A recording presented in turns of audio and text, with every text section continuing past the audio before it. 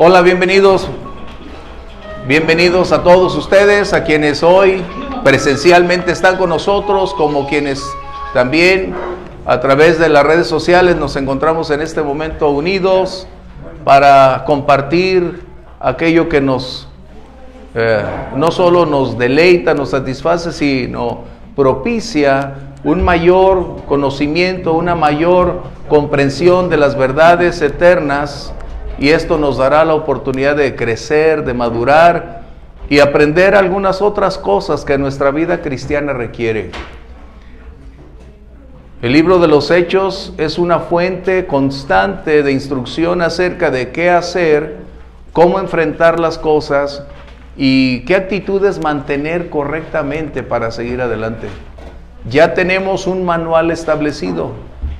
Aquellos quienes enfrentaron las circunstancias por vez primera no tenían antecedentes como tú y yo, así que esta lectura nos va a representar la oportunidad de extraer cosas que aparentemente no se ven en la superficie, pero son importantes en el desarrollo de nuestra vida como creyentes, en nuestro proceso de madurez y sobre todo en el ámbito de servicio, que es donde ustedes y yo estamos preparándonos para que el Señor obre su perfecta voluntad en nosotros.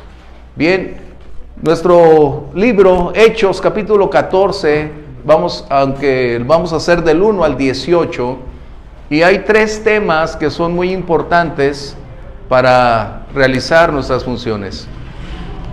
Así que, por favor, vamos a orar, que el Señor nos dé sabiduría, amplíe nuestra capacidad de comprensión, nos dé ese momento precioso de captar esas verdades con la claridad necesaria. Vamos a orar, que el Señor nos dé dirección. Por favor, alguno de ustedes, ayúdenos, cierre sus ojos y vamos a orar. Alguno de ustedes, por favor, diríjala. Señor, te damos gracias, Padre, en te adoramos, Dios, por la oportunidad que nos das de reunirnos, Padre Santo, Señor. Te pedimos que seas tú, mi Dios, Señor, Padre Santo, Señor, en el nombre de Jesús, palabra, Padre Santo, Señor, que sea tu te damos Espíritu gracias. Santo, dándonos revelación, dándole guía al pastor, Padre mío, Te damos gracias, mi Dios, que sea tu Espíritu Santo conduciendo, dirigiendo, llenándonos, Padre, en el nombre de Jesús. Te pedimos, Señor, por las personas que vienen en camino a la clase. Sí, Señor. Cuídalos, bendícelos, que lleguen con bien, Oh, Padre, Santo, Señor. te necesitamos. Gracias, mi Dios, por la familia que se incorpora el día de hoy a los estudios, Padre Santo, Señor, bendiciendo, que sea de bien para su espíritu, Padre Santo, esta sesión. Dios, te damos las gracias en el nombre de tu Hijo Jesús. Amén. Amén. Bien, sus aportaciones, sus comentarios son muy importantes, presentes como a través de las redes sociales. Por favor, háganos saber si hay aportaciones, preguntas, experiencias que nos pueden enriquecer. Por favor, colóquenlo ahí en internet y estaremos tratando de contestar a la brevedad posible. Bien, capítulo 14 nos da una continuidad de lo que Lucas previamente nos había explicado en el capítulo anterior. La oposición, la trascendencia de haber sido llamados por el Espíritu Santo para una obra específica. Y recuerden, esa obra, cuando Dios envía, Dios equipa, Dios respalda, no nos va a eximir de los riesgos involucrados en lo que Él nos propone. Recuerden eso, por favor. Porque la tendencia es decir: Señor, tú me enviaste y mira dónde estoy. Señor, tú me dijiste que fuera y ve lo que pasó. El Señor va a elegir, decidir, enviar, pero a la vez no nos va a enviar solos, nos va a equipar, nos va a preparar, nos propiciará las condiciones correctas o apropiadas para el propósito específico. No obstante, experimentaremos oposición, experimentaremos conflictos o adversidades, pero esto no implica que Dios se equivocó o que somos contrarios al plan de Dios. Bien, voy a dar lectura primero a los 2 versos iniciales. Dice: aconteció en ¿dónde? En Iconio, que entraron juntos, ¿quiénes? Bernabé y Pablo, entraron en la sinagoga de los judíos y hablaron de tal manera que creyó una gran multitud de judíos y asimismo de griegos. Mas los judíos que no creían excitaron y corrompieron los ánimos de los gentiles contra los hermanos. Debemos recordar lo que hemos venido experimentando desde los primeros capítulos, que la predicación del Evangelio siempre va a generar una oposición, siempre propiciará un ambiente hostil. ¿Por qué? Porque el Evangelio es divisorio. Eso es algo que tú y yo necesitamos entender. El Señor Jesús mencionó que Él no había venido a traer paz, sino que el mensaje que Él vino a colocar propiciaría una división aún en medio del hogar. Habría un conflicto como resultado del orden de prioridades y acorde al mensaje que estábamos proponiendo. Así que entonces hay una gran lección que necesitamos recordar, y lo estamos viendo en Ucrania como en Rusia. La continuidad de la predicación del Evangelio no está circunscrita o supeditada a las condiciones del entorno presente. Lo voy a repetir. La predicación del Evangelio no está supeditada a las condiciones del entorno en que nos desenvolvemos o las circunstancias nos alcancen. Y lo estamos viendo y lo hemos vivido a lo largo de la historia. Naciones como China, cuando hubo mayor persecución, fue mayor la conversión. Hemos visto ahora en Irán, hemos visto ahora en los países musulmanes cómo se ha venido predicando el Evangelio, y ante la amenaza, ante el ambiente hostil, una gran mayoría de personas ha venido a convertirse como resultado de la predicación del Evangelio. Así que la resistencia que se va a oponer, sin lugar a dudas, tú y yo debemos entenderlo. Hay un adversario invisible que está tratando de eliminar a quienes están al frente predicando el Evangelio, porque representan una seria amenaza a los intereses del perverso, del maligno. Y en la medida en que tú eres efectivo, en la medida en que tú vas caminando, la oposición será una realidad. A veces son oposiciones muy leves, muy breves, para hacernos desistir, pero en el incremento, en el valor y en la extensión de la predicación es como emergen cosas más grandes. Por lo tanto, debemos estar conscientes que la predicación, cuando tú le compartes a alguien, mira, lloran los niños, que tenemos acá un conflicto, que vinieron a tocar la puerta y que suena el teléfono. O sea, tienes una gran cantidad de condiciones. O cuando ya vas en otra etapa, en otro momento de la predicación, la iglesia o algo, vecinos, condiciones, o sea, tenemos problemas al respecto, como eso. Esa moto, por eso emparejale poquito, ¿no? ¿Ya está emparejado? Gracias. Ya se fue. Bueno, ¿de qué estamos hablando? Ya pasó Grimaldo en la moto. Pero él no trae ruidosas, eso es lo bueno. Bien. ¿Qué hicieron? ¿Recuerdan la clase anterior? Estábamos observando cómo Pablo había implementado una metodología en él, es decir, personal, que es ilustrativa. La metodología de Pablo no es imperativa, es decir, no debe determinar en nosotros a ver su misma posición. La condición de Pablo siempre fue asistir a las sinagogas como resultado de encontrar ahí no solo judíos a quien él amaba para salvación, sino para que les propiciara una gran cantidad de personas que estuvieran interesadas en escuchar el Evangelio. Y esto era obvio.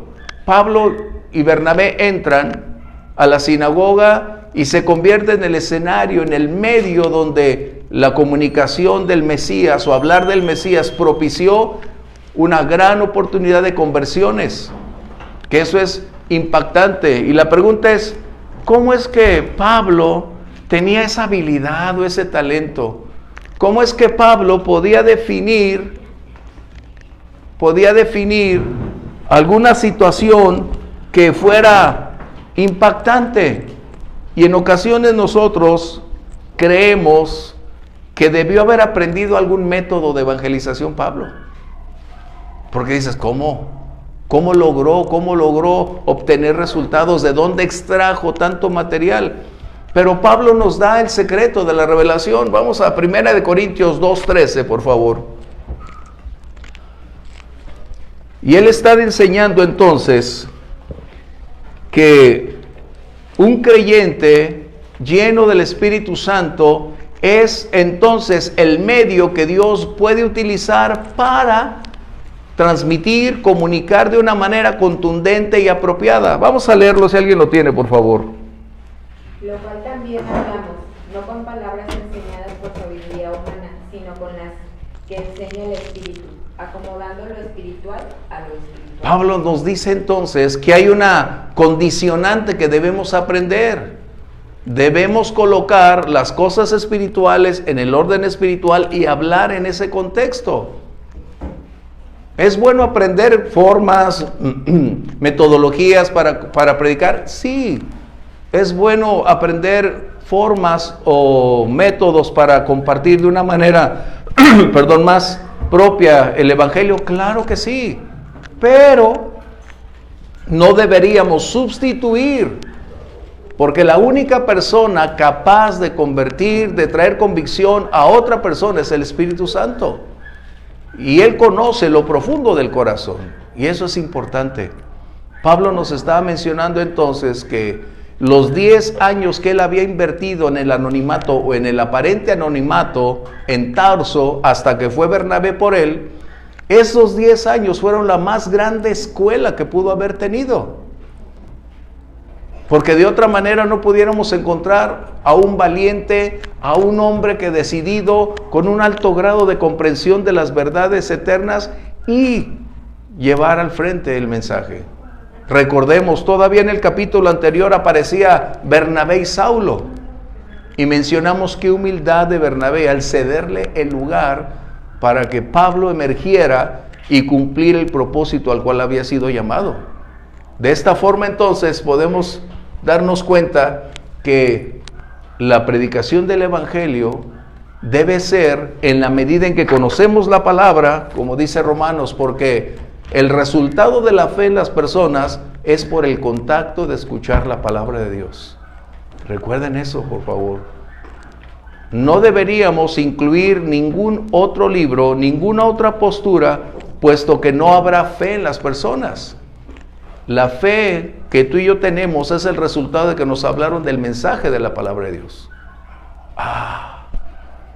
Aunado a que otros tenían experiencia para saber cómo compartirlo de una manera tal vez más clara, más objetiva, más impactante, fue otro elemento. Pero mientras nosotros llegamos a este punto de la palabra de Dios, entonces dice que hubo una gran cantidad de convertidos, tanto de judíos como gentiles. Recuerden, este término gentil está hablando de griegos. Uno de los puntos que tenían los judíos era que hacían proselitismo, que hasta el día de hoy lo vemos en la política. Su actividad era tratar de alcanzar personas y hacerlos más fariseos que los fariseos. Meterles la ley para que ellos fueran más rudos que los mismos fariseos. Que al final eso para ellos era como atraer almas nuevas.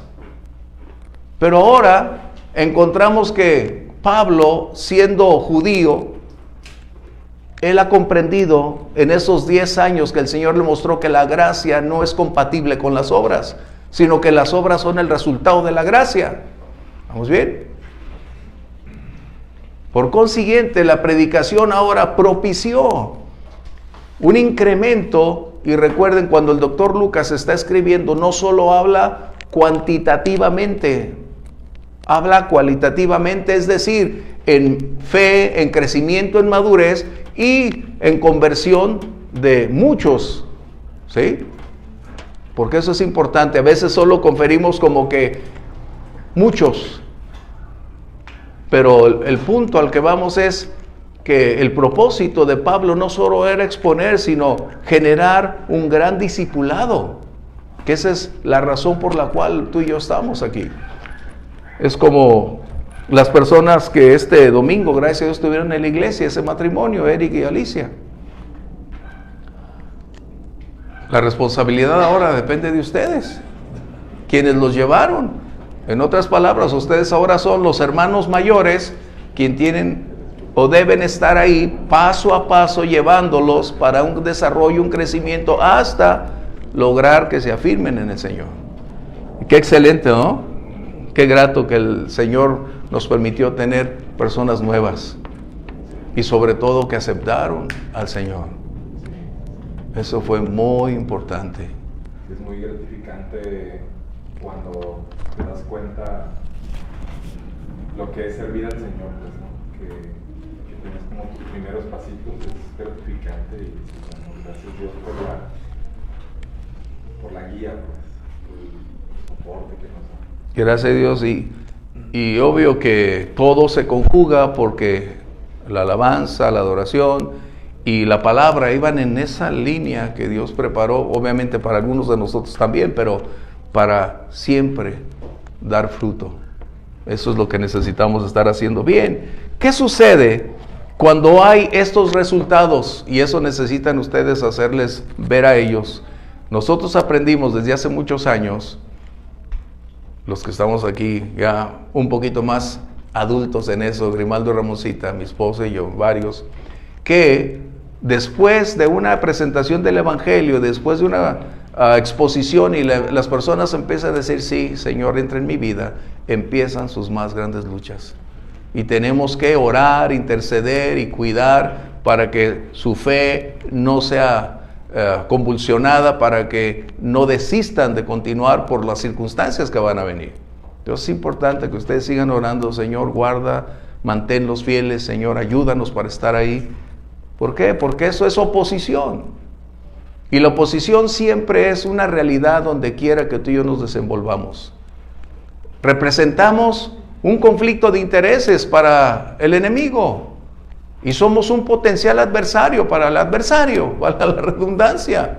¿Por qué? Porque nuestro mensaje no es hablar de fútbol, nuestro mensaje no es hablar de béisbol, nuestro mensaje es decir, ¿sabes? Mi vida fue cambiada, transformada, hay un destino eterno al cual me gustaría que conocieras. Y es el mensaje precioso del amor que transformó mi vida. Ese es el mensaje que tenemos. ¿Y qué resulta? La oposición es una evidencia contundente que estás predicando el mensaje del Evangelio. Eso es real. Y tenemos que hacer énfasis en lo siguiente: el Evangelio es divisivo. El Evangelio divide naciones, divide formas de pensar, divide familias. Vamos a ver Mateo, capítulo 10, verso 34, por favor.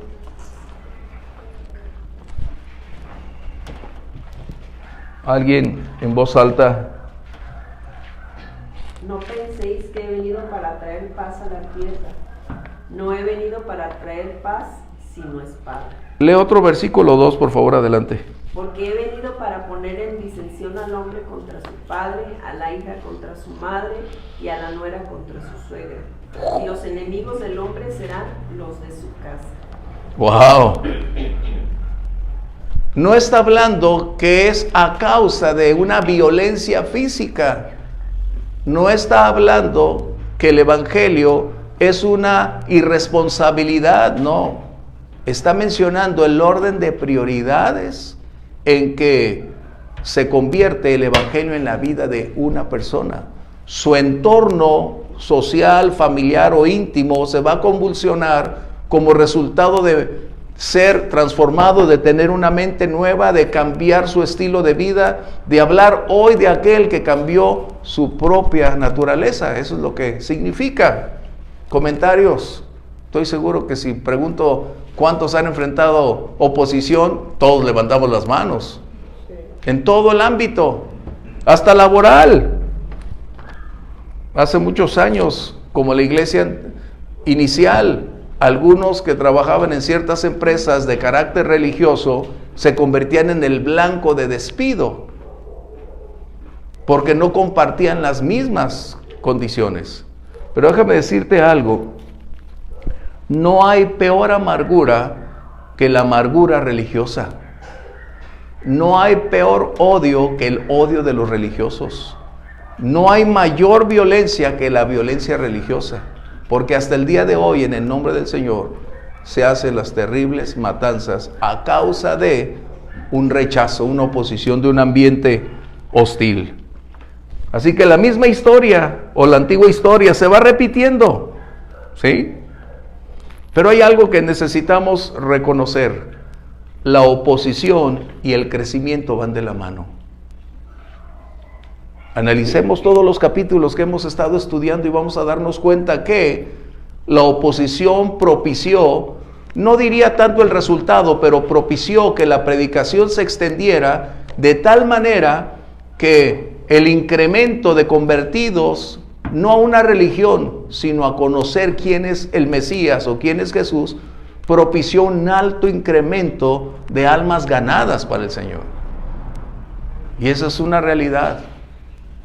La persecución, la oposición, siempre va prácticamente de la mano con el crecimiento y el desarrollo de la obra del Señor. En todo lugar, esa es una realidad. A veces, cuando no tenemos ciertos tipos de conflictos, es porque estamos muy a gusto y ya no hicimos alguna amenaza a quien está detrás de todo, ¿sí? Esto no quiere decir que nos guste la maldad, nos guste ser violentados, no. Pero eso es algo que es prácticamente lo que el Evangelio propicia. Siempre hay una oposición, es divisivo. Así que entonces, encontramos, ¿hasta aquí estamos bien? El verso 2 dice que hubo una gran conmoción porque corrompieron los ánimos. ¿Qué sucedió? Verso 3. Voy a leer un poquito más adelante. Dice que a pesar de toda esa convulsión, se detuvieron ahí Pablo y Bernabé. ¿Cuánto? Mucho tiempo.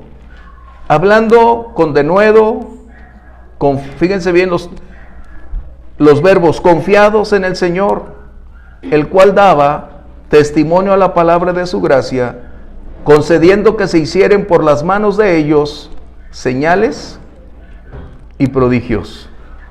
¡Wow! ¿Qué es algo importante?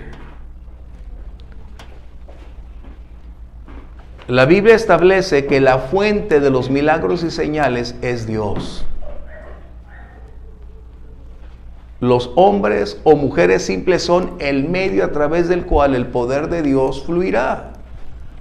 Es como hacer un breve y quizás muy pequeño ejemplo, pero la exposición de la luz es el resultado de la corriente o de la energía eléctrica que viene, entra en este lugar y al dar oportunidad a que se encienda, esta es la evidencia de que hay energía eléctrica. Los milagros fueron el resultado del respaldo de Dios por la valiente predicación de Pablo y de Bernabé en medios de oposición, en tiempos de crisis. ¿Sí?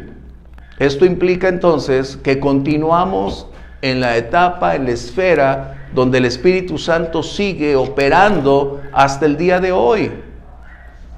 Recordemos, Dios es soberano. Dios establece cuándo, cómo y quién. Pero es importante que nosotros no desistamos de seguir creyendo que los dones están vigentes para esta generación. ¿Por qué? Porque el Espíritu Santo es el mismo. El propósito de Dios no ha cambiado. La misión de la iglesia continúa firme hasta el final. Primera de Corintios 2:4, Pablo declara esta verdad a pesar de la oposición, de los intentos de generar daño, conflicto a los predicadores. Algo que me gusta es que ellos no se intimidaron ante las amenazas que estaban recibiendo. Antes decidieron quedarse. Segunda de Corintios 2:4, por favor. Primera, ya me estoy yendo lejos. Y ni mi palabra ni mi predicación fue con palabras persuasivas de humana sabiduría, sino con demostración del Espíritu y de poder. Wow. Pablo está haciendo una declaración muy clara, que la predicación que él utilizó no era el resultado de la capacidad de erudición que él poseía, porque recordemos, él era un discípulo de Gamaliel. Él se había graduado en la esfera de la escuela teológica. Él sería un doctor en teología o un doctor en el Antiguo Testamento. Y aunque él conocía prácticamente toda la ley, porque no solo era intelectual, él la practicaba. Pero esto no fue una realidad delante de Dios hasta el encuentro que tuvo en Damasco con el Señor. Después de ese momento, el Espíritu Santo aclaró su entendimiento, abrió los ojos de su capacidad de comprensión, y lo que él conocía intelectualmente ahora tenía el sentido correcto para hablar y proclamar con toda claridad, y ahora con conocimiento de causa, que esa palabra era verdad. Por eso Pablo dice, cuando yo fui a predicarles, no lo hice basado en mi talento, en mi habilidad o en mi antecedente intelectual, sino primero dijo que acomodando lo espiritual a lo espiritual, y ahora está mencionando que la palabra que él estaba compartiendo era una revelación, un respaldo de Dios, y los hechos avalaban esa condición. ¿Sí? ¿Comentarios? ¿Comentarios? Recuerden, aquí podemos, no sé si hay comentarios de quienes están mirando. Yo quiero leer algo. Adelante.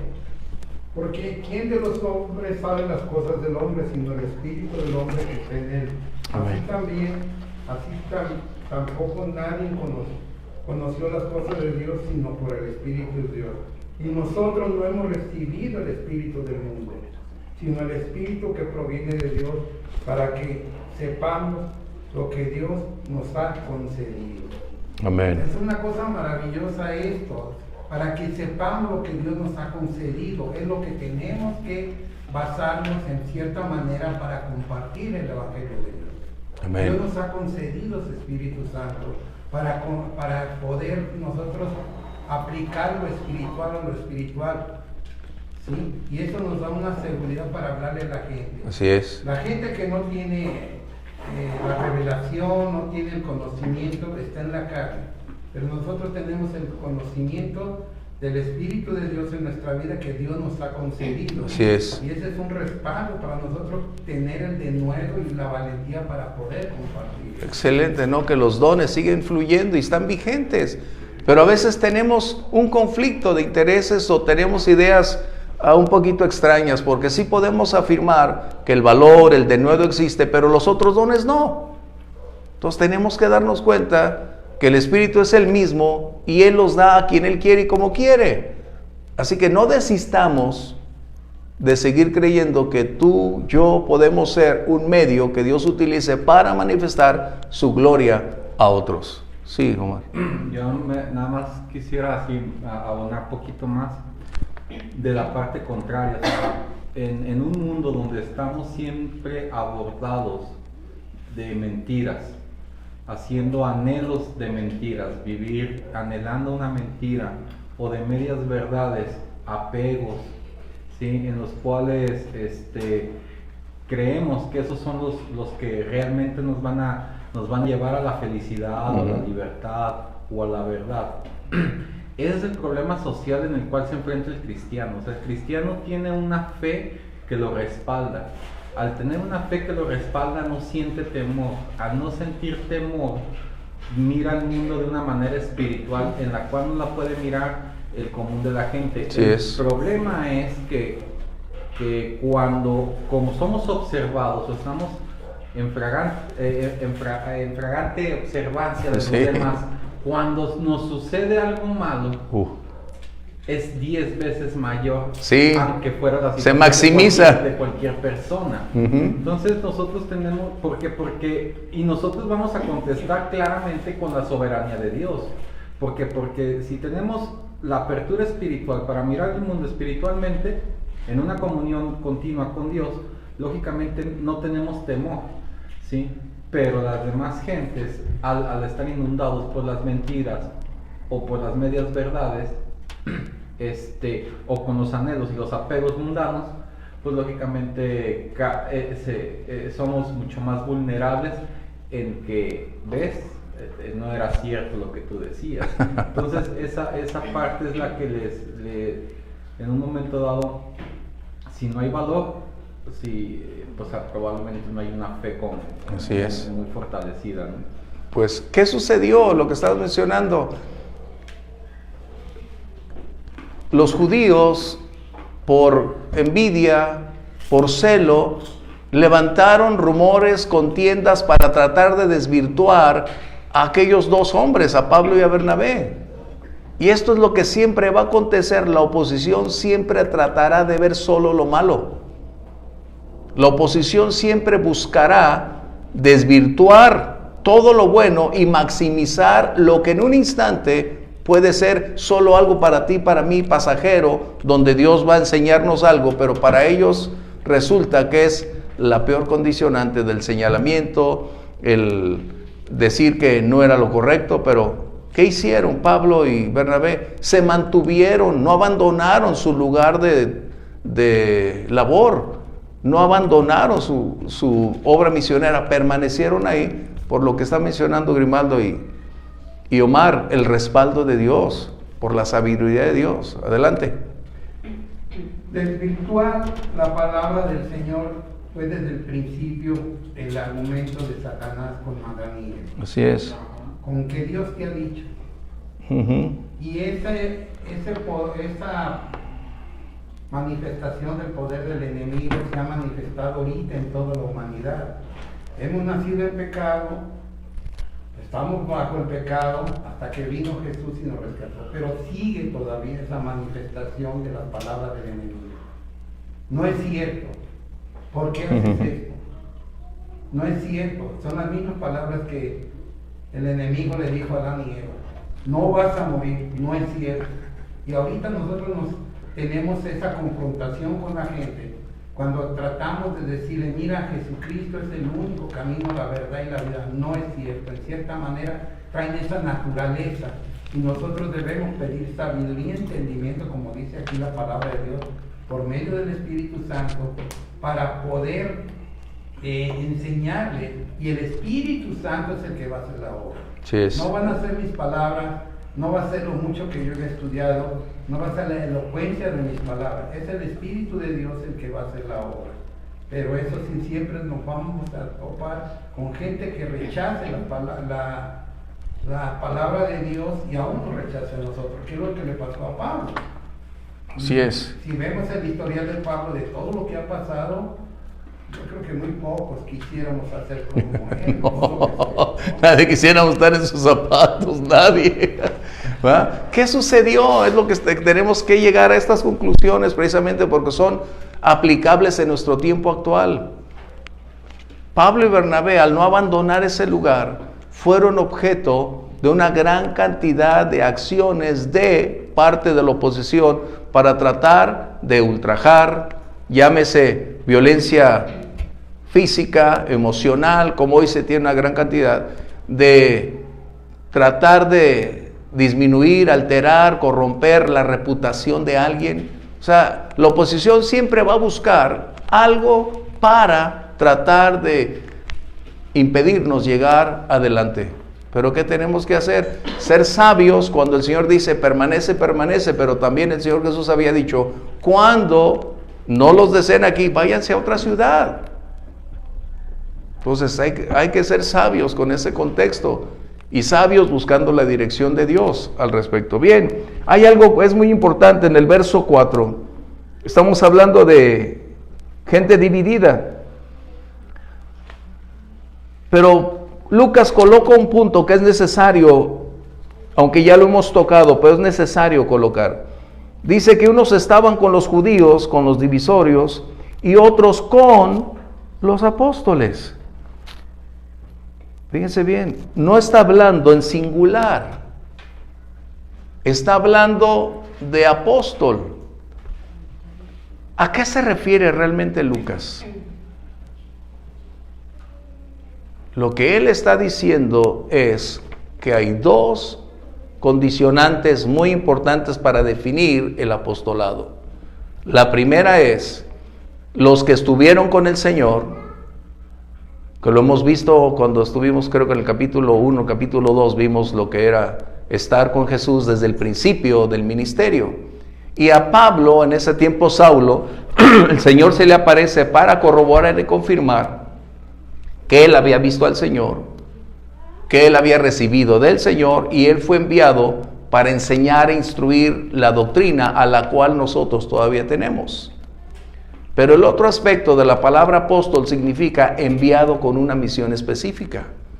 Fue lo que sucedió con el capítulo anterior, que el Espíritu Santo dijo a través de Agabo, de los apóstoles, de los profetas que estaban ahí: sepárenme a ellos dos para la obra que los he enviado. Entonces, la palabra apóstol ya no tiene una jerarquía religiosa para ti, para mí el día de hoy. Bíblicamente no hay apóstoles en el contexto de enseñar nueva revelación, porque ya el canon está completo. Pero sí hay apóstoles en el contexto de ser enviados por el Señor a una misión específica, o quien el Señor les ha confiado una gran cantidad de obras, ir a instruir, a supervisar, a enseñar, pero nada tiene que ver con una posición de jerarquía teológica. Nosotros no recibimos al apóstol y a su... No, ese es un conflicto que tenemos. ¿Sí? ¿Comentarios? ¿Estamos bien? Eso es muy importante que lo volvamos a colocar. Ya lo habíamos visto, pero es muy importante, porque es una de las preguntas constantemente. Oiga, ¿y todavía hay apóstoles el día de hoy? ¿En qué sentido? Apóstoles, reitero, significa enviados con una misión específica. Por eso Lucas coloca en plural, pero tú y yo tenemos que aprender a distinguir a uno y a otro. ¿Sí? Ambos fueron enviados con una misión específica, pero a Saulo el Señor lo había escogido para ser apóstol. Es decir, como aquellos 11 anteriores. ¿Sí? ¿Comentarios? Bien, vamos al verso que continuamos. Dice aquí, verso 5, judíos y gentiles con sus gobernantes. ¡Qué tremendo! Ahora la ley se había hecho del lado de quien la podía comprar, como hasta el día de hoy. El brazo judicial se extendía a favor de quien podía pagar, y de esa manera hacer esto. Dice, se juntaron para afrentarlos, lanzarlos y apedrearlos. Y aquí hay un tema que es necesario, muy importante. ¿Cómo enfrentamos el rechazo? ¿Cómo enfrentamos el rechazo? El ambiente hostil siempre propiciará un ambiente en donde nosotros necesitamos aprender qué hacer o cómo hacer ante las diversas condicionantes que el rechazo propicia. Es decir, el rechazo es simplemente una de las caras de un antiguo enemigo que llamamos, lo que prediqué el domingo, desánimo. El desánimo tiene diversas facetas o diversos rostros, llamarlos de una manera, y el rechazo es uno de ellos. Saulo o Pablo y Bernabé pudieron haber dicho, bueno, no nos quieren, nos vamos, ya para qué nos quedamos, estamos amenazados, vamos a retirarnos, y bien pudieron haberse alejado. Pero tenemos que aprender que el rechazo se puede presentar en cualquier área de nuestra vida. ¿Qué debemos hacer o cómo hacerlo? Lo que hizo Pablo y Bernabé, huyeron. Dijeron que no nos será apedreados y hicieron. Metieron las piedras en el nombre del Señor, no, vamos. Esa es la lógica, no hay necesidad de ser muy espiritual. Hay tiempos que son así, es verdad, y otros tiempos permanecer, porque el Señor lo dijo, cuando estén ahí, huyan, ¿no? Pero necesito hacer un énfasis que no podemos evitar el rechazo. Tu mensaje o el mensaje del Evangelio es confrontativo, aunque lo hagamos con amor. Y eso no depende de nosotros, la reacción de las personas.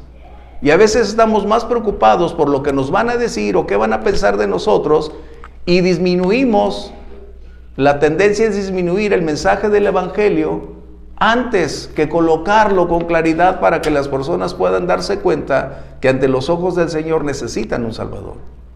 Necesitan venir al encuentro con el Señor. Pero debemos estar conscientes entonces que el rechazo no es algo que nos agrade, pero debemos entonces entender que hay un precio a pagar, que es el rechazo. Pero como no nos gusta, porque no somos más, empezando por mí, emocionales, sentimentales, sensoriales, no nos agrada, podemos hasta dejar de comunicar o dejar de ser creyentes delante de los demás por temor al rechazo o por querer tratar de agradar a otros. Y esto es importante. El mismo Señor Jesús, vamos a tener dos textos, por favor. Uno, Lucas 23:31, y otro, por favor, Juan 17:14.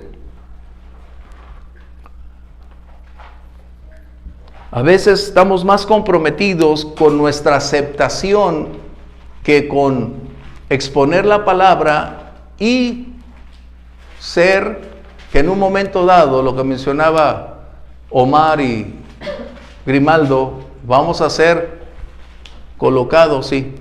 Es que yo creo que no podemos evitar ser rechazados. Lo que sí podemos evitar es sentirnos rechazados. Eso es muy O importante. sea, no podemos evitar que piensen mal de nosotros. Lo que sí podemos evitar es que nosotros pensemos mal de nosotros. O sea, y así sucesivamente en todas las cosas. Y no es simple, o sea, ese es el cristianismo aplicado en un momento dado. Claro. ¿Por qué? Porque si yo estoy bien en mis convicciones, no tengo por qué sentirme rechazado, aunque nos duele, ese es el punto. Sin embargo, el desánimo sí es una cuestión personal. O sea, la gente puede pensar que estoy mal, pues sí, o que estoy desanimado. Ajá. Pero en mí sí está el estar en un momento dado en controlar mis pensamientos, en reafirmar mis convicciones. Así es. Para estar sí. Por eso mencioné que el rechazo es una de las múltiples facetas que el desánimo presenta. Es un viejo enemigo. Como dijeran la misma antigua canción, ¿no? Es como dijeran los abuelos, otra vez la misma canción. Eso es verdad.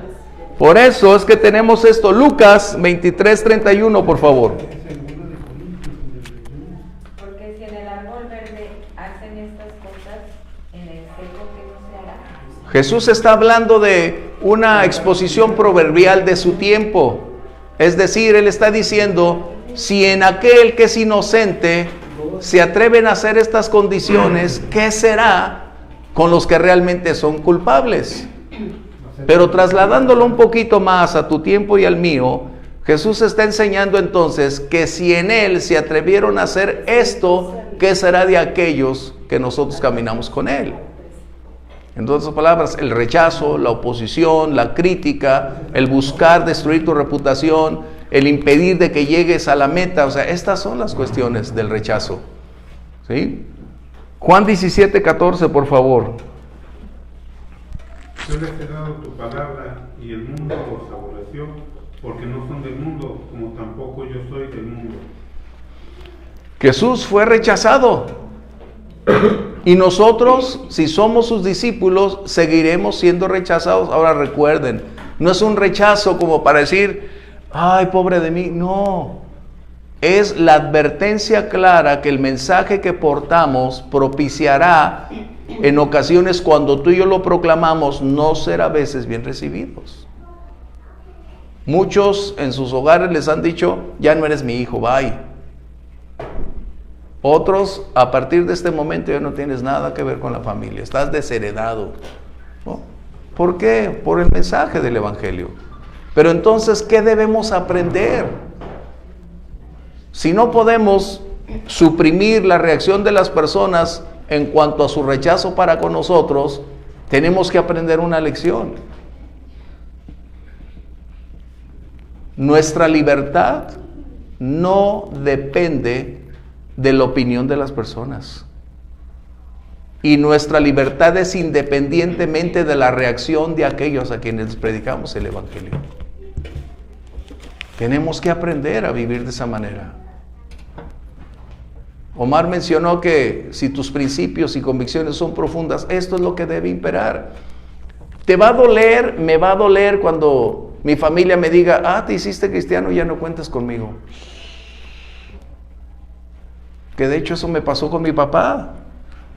Y yo le dije a mi papá, recuerdo cuando él me dijo, ¿cómo que te hiciste? No puede ser.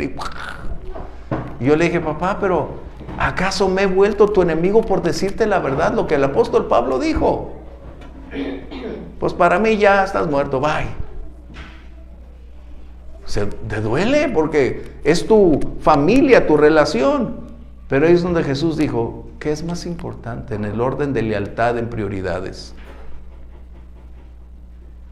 Pues caminar contigo, Señor, vamos adelante. Eso es lo que estamos hablando, ¿sí? Y es difícil dejar familia, amigos, relaciones. Sí, sí. Pero la prioridad que nosotros tenemos ahora no es simplemente un mensaje, es el presente y el destino eterno de las personas. Ese es el problema, que nosotros conocemos la verdad desde el principio. Callarnos sería alentar a que ellos se pierdan por una eternidad. Somos tú y yo colocados en un ambiente social, en una serie de relaciones humanas, donde somos la luz en medio de la oscuridad, donde somos la sal que tiene que tratar de combatir la corrupción del entorno para preservarlos. Y solo con la llenura del Espíritu Santo, Señor, ayúdanos a seguir adelante para caminar de esta manera. Así que entonces, no permitamos, como esta aportación, que el rechazo limite nuestro servicio al Señor. El rechazo no debería determinar el curso de nuestra vida cristiana. Por el contrario, la oposición debería representar entonces que estamos caminando en el orden correcto. Y decir, gracias, Señor, me duele ver a mi familia lejos, me duele ver a mis amigos, pero Señor, ayúdame y abre un espacio para que ellos puedan conocer que tú eres Señor. Y mi padre, gracias a Dios, se convirtió al Señor. Así que gracias, Dios. Pero había que pagar un precio de mantenerte fiel, de mantenerte firme. Pero el Señor lo hace enormemente, ¿sí? Hay un versículo precisamente que el cual es nuestra confianza. En Mateo 19:29 dice, cualquiera que haya dejado casas, o hermanos, o hermanas, o padre, o madre, o mujer, o hijos, o tierras por mi nombre, recibirá 100 veces más y heredará la vida eterna. Wow. Dios es fiel, obviamente. El tiempo de espera y de prueba es para nuestro crecimiento y nuestra madurez, nuestra dependencia de confiar en Él, porque finalmente sus promesas de salvación se cumplen también para los nuestros. Así es. Entonces, si no podemos limitar la reacción de las personas en su rechazo a nosotros, ¿qué hacer? A no depender de esa condición y seguir creyendo que el Señor tiene la palabra. Sí. No, que decir eso cuesta muchísimo trabajo. Oh, sí. Si lo dices, es difícil vivirlo. Estás muy mal. O sea, no necesitas familia, no necesitas trabajo, no necesitas tanto dinero, no necesitas tanta ambición, no necesitas tanta avaricia, no necesitas tantas cosas que supone esas son las verdades con las cuales puedes ser felices. Ajá. O puedes ser feliz, porque para vivir necesitas muchas cosas. Para vivir bien nada más necesitas a Dios.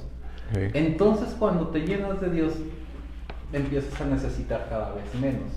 Claro, tú tienes un llamado con los talentos que Dios te dio, los tienes que desarrollar. Así es, tiene que Pero ser tienes fiel ser en donde te generoso, tienes que desenvuelves. ser humilde, tienes que Exacto, ser- ese es el tienes que carácter tener cristiano. comprensión, sí, hacia las demás Sí. personas. Pero expresarlo y decir esa verdad, ya no nos involucremos en el tema cristiano con la demás gente, porque si mencionas a Dios te estigmatizan, ¿no? Sí. Pero si le cambias el nombre de Dios y dices, bueno, haz lo bueno, porque cambiar a Dios no, que es lo mismo, Dios es bueno, entonces, o haz lo justo, ¿no? Entonces, eso le duele mucho a las personas, y eso le molesta a las personas, ¿sí? Porque si es que no necesito nada, o sea, no necesitas... Sobre todo el ámbito en el que nos desenvolvemos, necesitamos cosas, sí, pero Dios es nuestra fuente, Él es nuestra primera o primaria necesidad. Y no digo que vivamos la mediocridad, tenemos talento. Así es. Tenemos virtudes y hoy hay que llevarlas adelante. Así es, ya no estamos más atrapados en el materialismo. Somos colocados como para ser fieles administradores de lo que Dios nos dio y vamos a entregar cuentas de lo que nos dio. Y si eres buen administrador, multiplicas lo que se te confió, gracias Señor. Eso es importante. ¿Sale? Bien. Versos 6 y 7, Grimaldo decía algo importante, ¿no? Que debemos tener entonces la oportunidad de elegir y tener el momento para decidir irnos a otro lugar, porque cuando supieron Pablo y Bernabé que los iban a apedrear, dijeron, aquí nos quedamos. No, ellos dijeron, ¿saben contar conmigo? Bye. ¿Sí? Es muy importante tener ese discernimiento y a la vez ser objetivos. El Señor Jesús declaró, si en algún lugar no eres bien recibido, hay amenazas, sacúdete el polvo y vete. Es como cuando dijo, vayan y prediquen, no lleven alforja, no lleven bolsa, porque el obrero es digno de su salario. Ese fue el principio. Pero a la gran mayoría se les olvida que antes de ser crucificado el Señor les dijo, ¿recuerdan que les dije que fueran sin bolsa? No, a partir de hoy lleven bolsa, lleven sus dobles zapatos y prepárense porque vienen tiempos peligrosos. O sea, nomás nos acordamos de la primera, pero no de la segunda, que es, yo los cuidé, dijo el Señor, Juan 17, pero ahora que yo me voy, Señor, ten cuidado de ellos. ¿Sí? Bien. Hay algo que es muy, muy importante en los versos 8 al 18. La verdad que este es el peligro de la popularidad. A ver si el tiempo nos alcanza. Esta parte no escribí textos porque espero que ustedes en la lección los aporten por lo que han leído, lo que han vivido. ¿Qué sucede? Voy a tratar de sintetizarlo rápidamente en la lectura. Había un hombre imposibilitado de los pies, es decir, nunca había caminado, pero escuchó hablar a Pablo. ¿Qué le escuchó hablar a Pablo? El mensaje del Evangelio. No dijo, ay, qué bonito habla ese señor. Habla como un cantante. No. Lo que está diciendo Lucas es que cuando escuchó hablar a Pablo, es lo relacionado con el mensaje del Evangelio, y es lo que viene aquí. Entonces Pablo, fijando en él sus ojos y viendo que tenía fe para ser sanado, ¿qué le dijo? Aquellas famosas palabras que el mismo Señor Jesús había declarado, que Pedro había declarado anteriormente, diciendo, levántate sobre tus pies, y él saltó y anduvo. Sí, Grimaldo. Este hombre había oído de Pablo y Bernabé. Lo más probable que haya oído es que hacían milagros y señales en el nombre de Jesús. Mas yo difiero un poquito de eso. Este hombre dijo, dioses han bajado, uno es Júpiter y el otro, no sé si sea Hércules. Entonces no oyó relativamente de Pablo y de Bernabé lo que realmente ellos habían escuchado. Bueno, aquí el punto es entonces que Pablo se le queda viendo a los ojos. ¿Qué era el punto? ¿Por qué tenía que verlo a los ojos? Pablo estaba moviéndose en el don de discernimiento. Hemos hablado también antes acerca de ese don, pero es importante que nos demos cuenta que no estaba mirando a sus ojos tratando de encontrar algo, no. Era introducirse en el interior de este hombre para saber si tenía fe para ser sanado, si había condiciones para ese conducto. Y eso es importante. Ahora, el discernimiento no solo lo hemos visto en ver como el mago Bar Jesús, que era un medio que el enemigo estaba utilizando.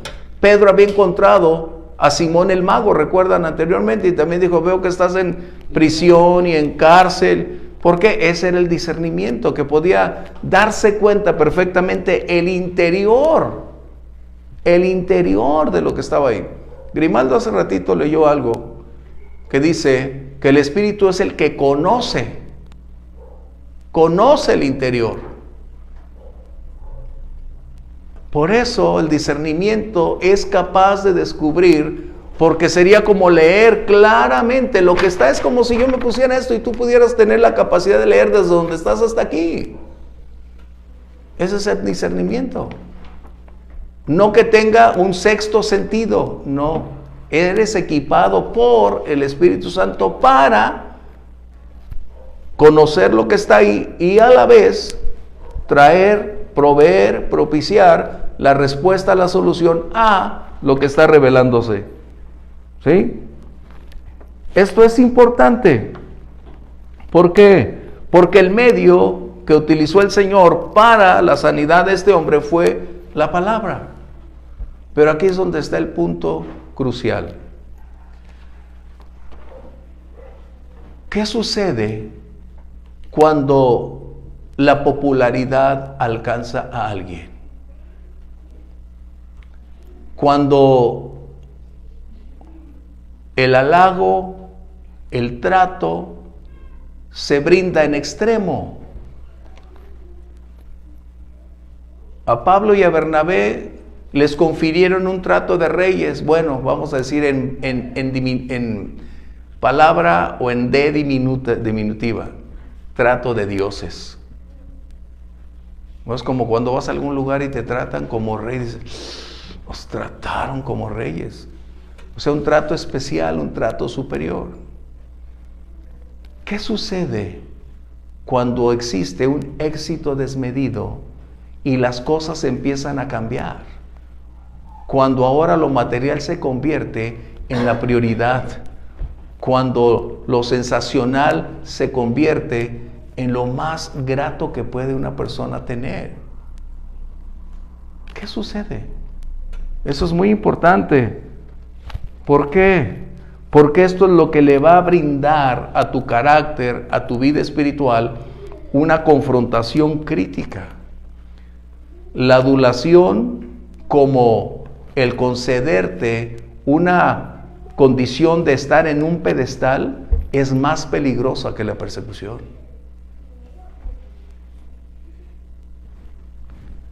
¿Qué sucede?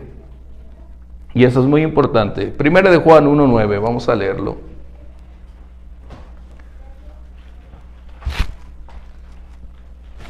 No sé si es Primera de Juan o Tercera de Juan. A ver si es cierto. Hablando de Diótrefes. No, va a ser la Tercera de Juan. Ya me acordé. Tercera de Juan. 1, verso 9. No he escrito a la iglesia, pero Diótrefes, el cual le gusta tener el primer lugar entre ellos, no nos recibe. Wow. Dice que Diótrefes le gusta el primer lugar en la iglesia, o es decir, en el lugar donde está. Debemos recordar, la gran mayoría de las personas les gusta hacer ídolos de quienes sobresalen. Y máxime, con todo respeto, los españoles. Miren, entre los años 80 y un poquito antes, nos mandaron una gran cantidad de cantantes para conquistarnos a través de los cantantes. Y la gran mayoría ni cantar sabía. ¿Por qué? Porque la gente siempre está ávida de figuras a quien conferirle una posición o colocarlas en un pedestal. Y ese es un gran problema cuando debemos entender que somos simples vasos de barro y que hay un tesoro dentro, y lo que le da valor al vaso no es el barro, es quien está en el vaso. De esta manera, el gran conflicto radica en que quienes están experimentando un cambio en su conducta, en su vida, en sus prioridades, es porque siempre hubo un conflicto en ese contexto dentro de su vida. Querer sobresalir, querer ser una figura, y eso es algo que necesitamos. ¿Qué dice entonces? Que Diótrefes, que anhelaba ¿qué? La primacía, o sea, lo primero. Qué terrible. A mí me cuesta trabajo eso, ¿no? ¿Por qué? Porque amaba la preeminencia. ¿Esto qué es? No hay nadie más que Él. Ese es un claro ejemplo de lo que puede acontecer en el liderazgo. Tengan cuidado con eso. Puse aquí una frase: la popularidad sin humildad es un paso al fracaso.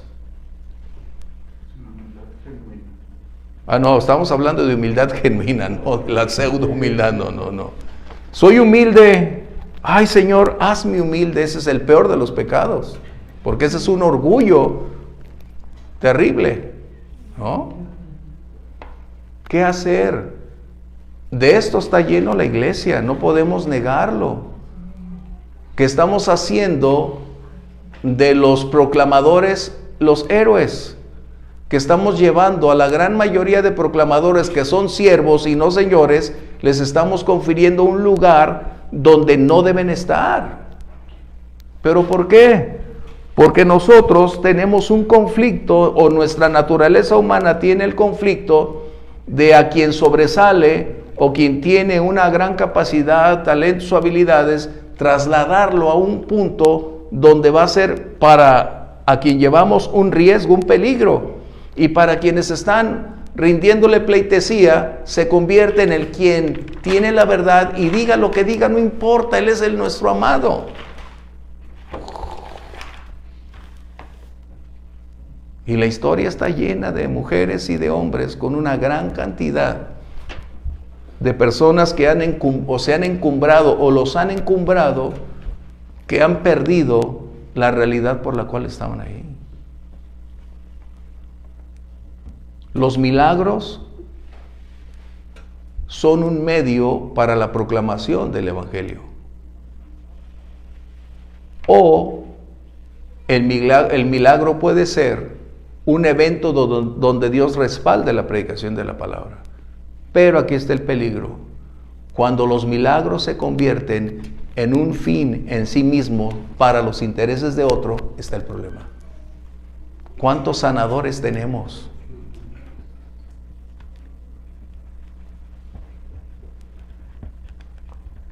A mí, a veces que pasamos por la calle, dicen en una iglesia, venga por su milagro. ¡Wow! En vez de decir, venga por su salvación. ¿No? Esto es lo que tú y yo tenemos que ver. Que nuestra vida necesita estar sustentada en la verdad de la palabra. ¿Qué necesitamos? El tiempo ya estamos llegando al final. Y no nos va a dar mucho tiempo, pero ¿qué textos podemos encontrar? Yo sé de muchos, pero no quise más. Sí. Encontré un texto aquí en Mateo capítulo 23, versos 6 y 7, dice: y aman los primeros asientos en las cenas y las primeras sillas en las sinagogas y las salutaciones en las plazas, y que los hombres los llamen rabí, rabí. Maestros. Eso es verdad. Y agregando un poco más, ¿por qué Diótrefes se oponía a que miembros de la congregación tuvieran contacto con los predicadores genuinos? ¿Por qué? Porque representaban un riesgo a su popularidad. Porque conocer la verdad hace libres. Por lo general, los presuntuosos se juntan con presuntuosos. Los estafadores se juntan con estafadores. Los defraudadores se juntan con defraudadores. Y de esta manera propician un ambiente donde la gran mayoría de personas cae en el error por una falsa doctrina, otros en tratar de llevar a esas figuras a una posición que pudiéramos llamar, van a ser sus deidades. ¿A qué iglesia vas? Como yo voy con el apóstol. A ira. Dices, no, o sea, qué bueno que vayas a una iglesia, pero dime, ¿y sana doctrina? ¿La presencia del Señor está ahí? ¿Hay vidas transformadas? Si el mensaje que tú escuchas no cambia tu vida para bien, no es el mensaje que necesitas. Si la iglesia no predica el genuino mensaje del Evangelio, no habrá un poder transformador. Nosotros, quienes estemos al frente, tú o yo, debemos tener mucho cuidado con este peligro. Popularidad, adulación sobre todo, trato preferencial, riqueza, éxito. Ese es uno de los más grandes riesgos. Yo compartí hace tiempo, Dios bendice, pero el diablo prospera. Qué terrible. ¿Por qué lo que Dios bendice no genera tristeza ni dolor? Dice la Biblia. Jesús recibió la propuesta del diablo y le dijo, mira, todo esto te daré si postrado tú lo haces. Por eso es que el enemigo puede prosperar, y a veces no nos hemos dado cuenta que esa prosperidad que nosotros le adjudicamos a Dios es un distractor y es un obstáculo para lograr hacer lo que se debe. El Señor nos ayude a mantener una humildad genuina, correcta, concreta. Como dice el apóstol Pablo, nadie tenga mayor concepto de sí mismo que el que debe tener. Ahí es donde debemos colocarnos. Esto no significa ser inferiores, no. Reconocer lo que Dios nos ha dado, donde nos ha colocado, pero reconocer que Él es la fuente de todo. Y que a Él se debe dar la honra y la gloria por siempre. ¿Sí? Comentarios para concluir. Lo que estaba leyendo Alfredito, creo que es importante lo que continúa en los siguientes versículos del Mateo 23. Dice que aman las sinagogas y los saludos en las plazas, y que los hombres los llamen rabí, rabí, o sea, maestro. Pero ustedes no quieran que se les llame rabí, porque uno es su maestro, el Cristo, y todos ustedes son hermanos. Y no llamen padre suyo a nadie en la tierra, porque uno es su Padre, el que está en los cielos. Ni sean llamados maestros, porque uno es su maestro, el Cristo. El que es el mayor entre ustedes, sea su siervo, porque el que se enaltece será humillado, y el que se humilla será enaltecido. Bueno, no es clase de liderazgo esta noche, pero como si fuera. Yo recordé también un versículo de Proverbios que dice: el hombre que lisonjea a su prójimo, red tiene delante de sus pasos. Y pues es parte de eso, ¿no? De que de repente uno estás ahí con tu amigo y mira tú, y se avientan y se dan de boca. Porque tú los impulsaste sin, a lo mejor sin la intención, pero sin la intención. Wow, Señor nos ayude a aprender estas lecciones, porque tú y yo no sabemos que un día podemos ser probados en esa área. Nadie está seguro en cualquier momento. Ahí es donde se les quita la prosperidad que queda en la vasija de barro. Eso es lo que tiene que tocar, no lo que está por fuera. Y es ahí en donde, cuando se ve confrontado con esa situación, se dan cuenta que no eran los que decían. No, pero muchos sí saben solventarlo. Los de Florida se divorciaron, cada uno por su camino, y ahora resulta que ya no era uno, ahora son 2 peligros para la iglesia. Pero ni modo que estén exentos de enfermedad. No. Ni modo que estén exentos del tiempo, ni modo que estén exentos de la vejez. No, es obvio, pero gracias a Dios que uno lo puede ver, pero quien no lo ve es lo que estamos hablando. Es el problema. Así que, por eso digo, el Señor nos ayude a mantenernos en esa línea. Y siempre sean analíticos o filtrar a través de la palabra lo que escuchamos, lo que vemos. Eso es importante.